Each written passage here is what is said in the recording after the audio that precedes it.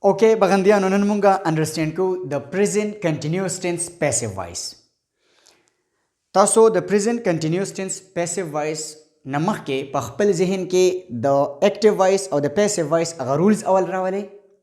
بیا د هغې نه بعد راشئ چې د present continuous tense د passive voice با کم helping verbs دي.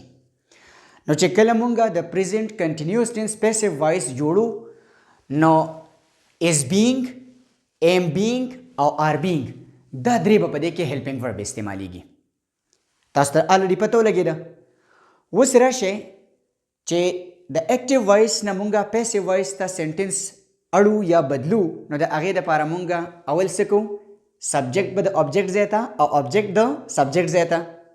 دویم رول د verb به third form استعمالو او دریم subjective case به objective case ته وړو او ورسره به by ولګو او helping verb به پکې دا استعمال کو.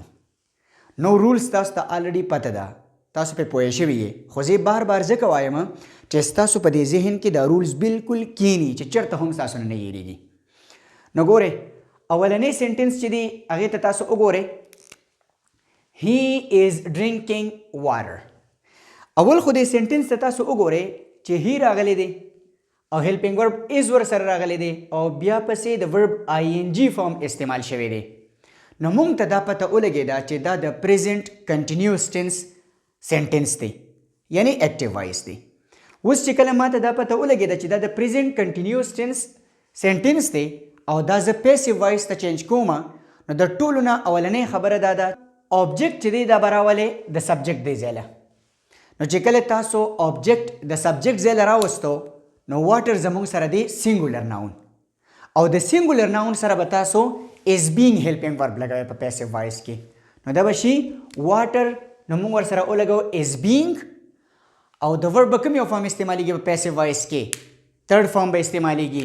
نو water is being د drink third form شو drunk او دلته کې د subject په ځای باندې دا دی he خو چې کله د object ځای ته راځي نو څه به جوړ شي؟ him او ورسره به ولګي by. نو water is being drunk by him دا د passive voice شو. ٹھیک ده؟ active voice دی he is drinking water, water is being drunk by him دا passive شو. اوس دی بل تراشه I am eating mangoes. د sentence ته اول وګورئ I د subject په ځای باندې راغلی ورسره am helping verb استعمال شوی دی او د verb ing فارم استعمال شوی دی. نو موږ ته اول دا پته ولګېده چې دا د present continuous tense sentence دی. اوس چې کله دا زه passive voice ته اړوم نو تاسو به څه وکړئ دا mangoes چې دی دا به راولئ د دې subject ځای له. چې کله تاسو mangoes د subject ځای له راوستو نو په دې ځای کې اوس mangoes چې دی نو هغه plural noun دی او د plural noun سره به بیا استعمالیږي are being. دا یاد ساتئ. کو دلته کې چېرې په active voice کې هر څه استعمال شوي دي تاسو به دې ته نه ګورئ. په passive voice کې به helping verb بیا د دې subject مطابق لګوئ. نو mangoes او د mangoes سره تاسو ولګو are being او د verb ولګي third form eaten او دلته کې دا د subject په ځای باندې I او چې کله دا د object ځای ته راځي نو me به د دې نه جوړ شي او ورسره به ولګي I. نو څه به شي؟ mangoes are being eaten by me. د بل sentence ته غوږ کېدئ they are playing cricket. اول خو ما ته پته ولګېده چې د subject په ځای باندې راغلی دی helping verb ورسره are لګېدلی دی او د verb ing فارم استعمال شوی دی. نو ما ته پته ولګېده چې د present continuous tense sentence دی. اوس چې کله دا زه passive ته اړوم نو دا object cricket چې دی دا به راولم د دې subject ځای له. نو cricket د subject ځای له راغی او cricket کوم یو noun دی؟ singular noun دی. نو چې کله دا singular noun دی نو د cricket سره به ولګي څه شي؟ is being. singular noun سره به بیا څه لګي؟ is being به ورسره ولګي. نو cricket is being او د verb به ولګي third form played او دلته کې د subject په ځای باندې دا دی they نو دا چې د object ځای له راځي نو څه به شي؟ them او ورسره به ولګي by.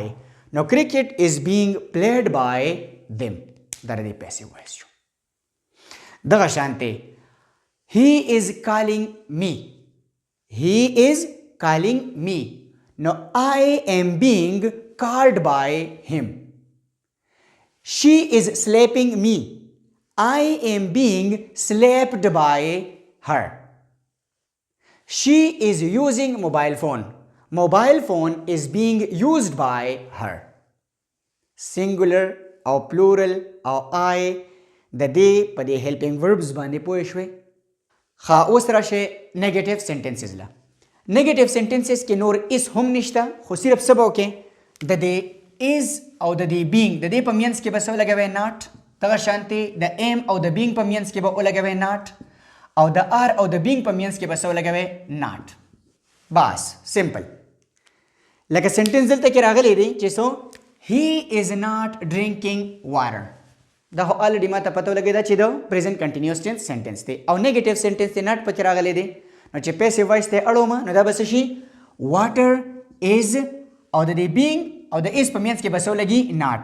نو water is not being drunk by him. باقي دغه شانتې سنټنس دی خو صرف او صرف دلته کې پکې not استعمال شوی دی. دغه شانتې چې زه دا وایم چې I am not eating mangoes نو څه به شي mangoes are not being eaten by me. دی بل سنټنس ته غوږ کېږدئ they are not playing cricket نو دا به څه شي cricket is not being played by them. دغه شانتې به شي صرف او صرف په دې کې not نشته او په دې کې not دی. نو دا په دې طریقه باندې نیگیټیو سنټنسز جوړ شي. بیا انټراګیټیو سنټنسز خو تاسو ته الریډي پته ده چې په انټراګیټیو سنټنسز کې هیلپینګ ورب چې دی هغه په سٹارټ کې لګي او په لاس کې ساين اف انټروګیشن لګي. نو په پیسیو وایس کې هم دغه شانتې وکړي خو په دې کې به صرف لږ غونډه کې اختیار دا کوي چې دا is او د being په مینس کې به بیا سبجیکټ لګوي. دغه شانتې د am او د being په مینس کې به سبجیکټ ولګوي. دغه شانتې د are او د being په مینس کې به سبجیکټ ولګوي. سمپل خبره ده ښکاره.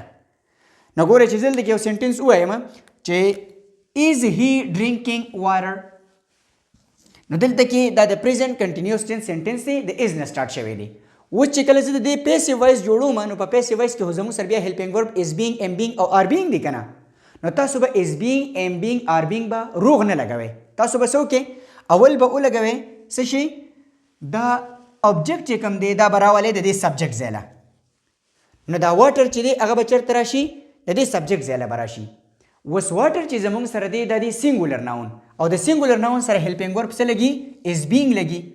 نو تاسو به is being روغ په سٹارټ کې نه لګوئ.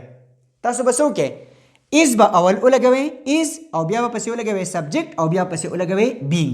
نو is water being د ورب به تھرډ فارم ولګوئ drunk او دا دلته کې he دی نو دا چې دې ځای ته راشي object ځای ته نو هم به شي او ورسره به ولګي by. نو is water being drunk by him او په لاس کې به ولګوئ sign of interrogation.